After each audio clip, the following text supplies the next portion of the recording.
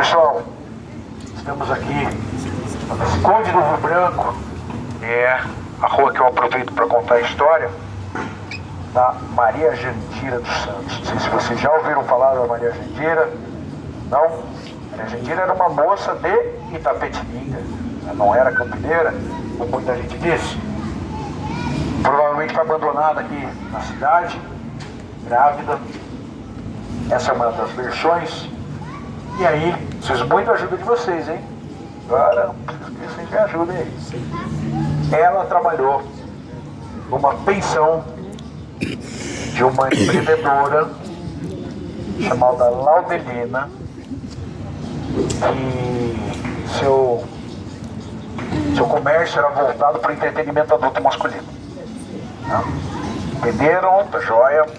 Estava aqui no finalzinho da Rio Branco, número 631, ali mais ou menos onde era o antigo Eldorado, que pegou fogo. Acho que tem outra coisa, tem outro supermercado lá.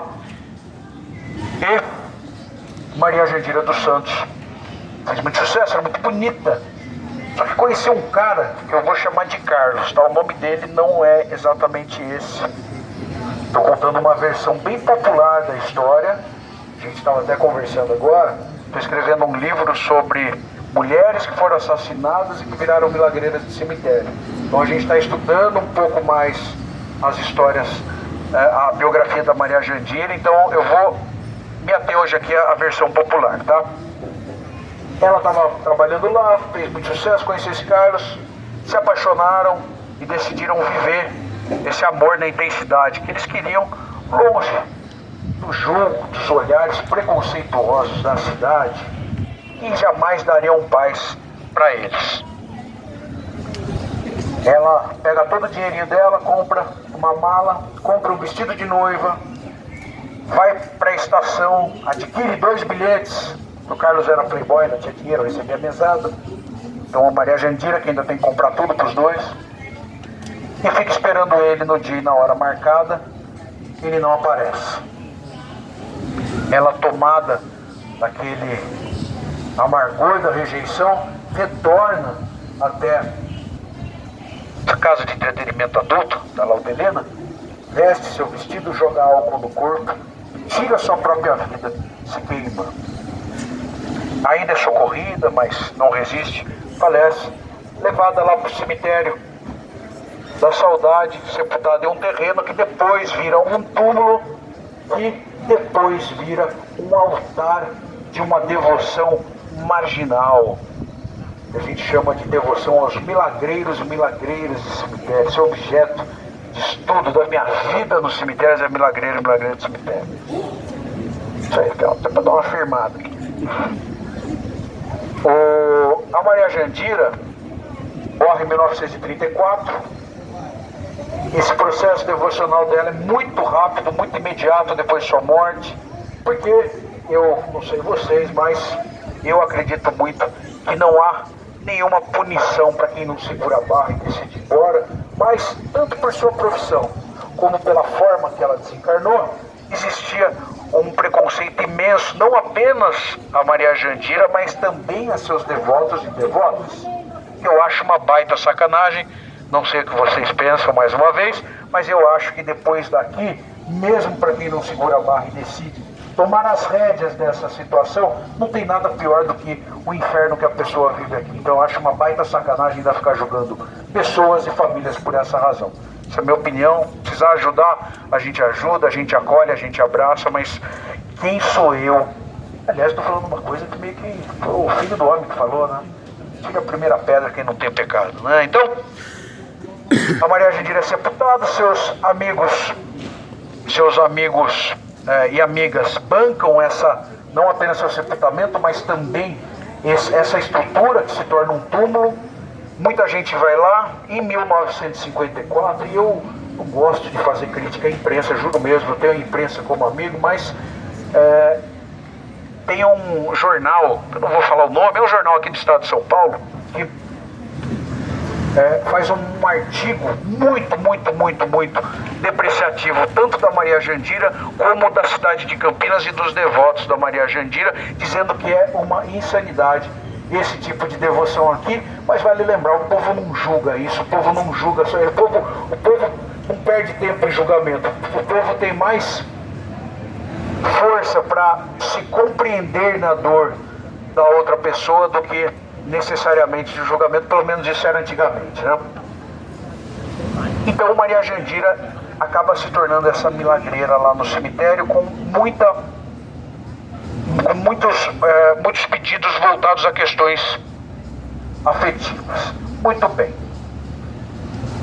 Maria Jandira é um case perfeito para quem gosta de história sobrenatural, porque ela tem esse componente social interessante, tem a história da milagreira, do processo devocional, e ela também é uma fantasma.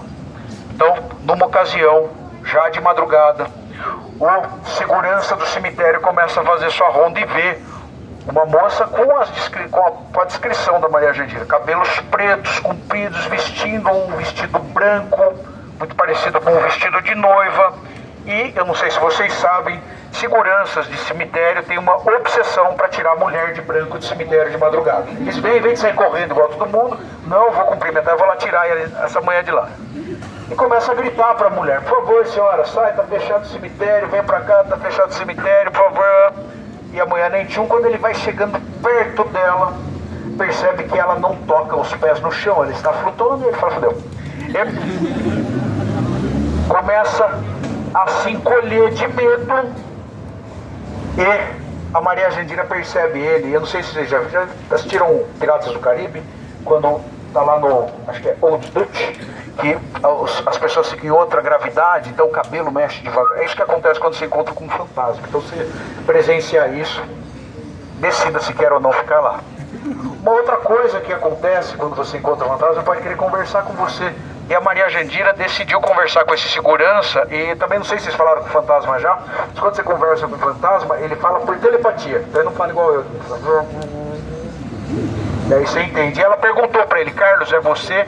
Coitado do segurança que não estava passando o Wi-Fi, não responde. Ela se vira para o túmulo dela, segue flutuando, se transforma numa grande labareda e entra dentro do túmulo. A Maria Jandira talvez seja a nossa história de noiva fantasma mais conhecida. E muita gente trata história sobrenatural de um jeito meio largado, meio... essa é a história da carochinha e tal.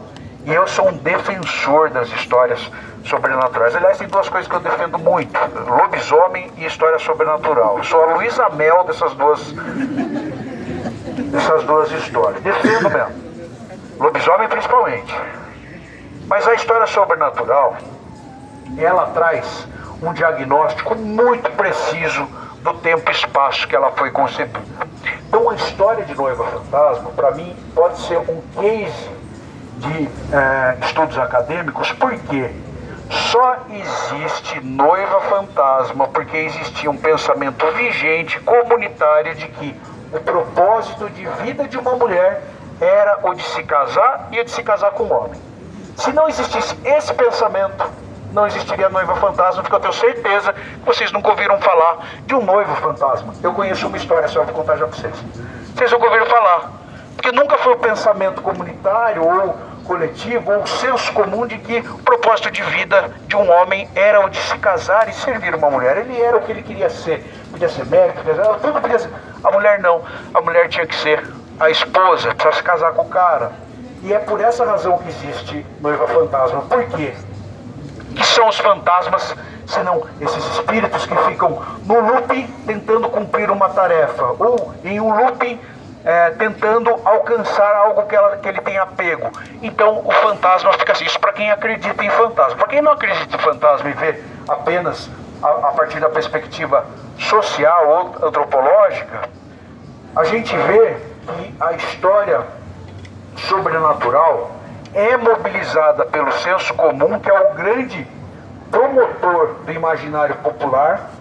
E quando a gente tem um pensamento comunitário que afirma uma possibilidade, ainda que ela seja sobrenatural, a gente tem uma história que dura muito. Então a gente não tem histórias novas de noivas fantasmas, porque graças a vocês, mulheres, esse não é mais o pensamento vigente, apesar de alguns insistirem. Mas a gente tem as histórias antigas que nos trazem essa possibilidade de reflexão. A gente vê muito isso em história sobrenatural. Campinas, não por outra razão, a gente tem como lenda mais conhecida qual? A lenda do boi falou. Sexta-feira Santa, lembra da cultura católica? Sexta-feira Santa, um escravizado é obrigado a trabalhar. Olha a construção dessa história, como ela é preenchida de elementos que nos influenciam culturalmente. A escravidão, que é uma marca indelével da cidade de Campinas e que muito nos envergonha. A ideia da presença da cultura católica, cristã principalmente, que afirma que na Sexta-feira Santa é um dia de penitência, de reclusão, de sacrifício, de jejum, e quem é obrigado a trabalhar? Quem não tem alma, quem não tinha alma, negros e negras escravizados. A história inteira é em cima de detalhes, de um jeito de pensar de uma época. Então sempre que a gente escutar uma história tradicional de assombração, comece a avançar um pouquinho, né, a essas camadinhas, que você vai perceber coisas muito interessantes para a gente entender nossa formação como comunidade. Legal?